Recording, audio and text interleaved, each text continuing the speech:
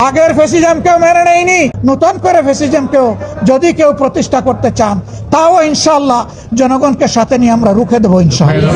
জেলা পরিষদ, উপজেলা পরিষদ, সিটি কর্পোরেশন এবং পৌরসভা এই সব জায়গায় বেপরোয়াভাবে অনেক জায়গায় ইতিমধ্যে দলীয় প্রশাসক নিয়োগ করে এই জায়গাগুলোকে কলুষিত করা হয়েছে।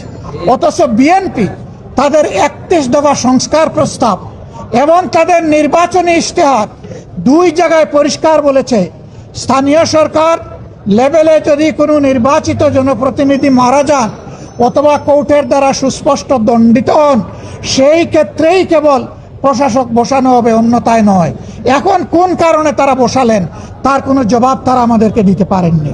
তারা মূলত এই টায়ারগুলোকে নির্লজ্জ দলীয়করণই করেছেন এবং তারও প্রতিবাদ আমরা জানিয়েছি। আমরা আশঙ্কা করছি এইভাবে বাংলাদেশের সবগুলো প্রতিষ্ঠানকে দলীয়করণ করা হবে। কার্যত এটি হবে আরেকটা ফ্যাসিজম, কার্যত এটি হবে আরেকটা অলিখিত বাকশাল।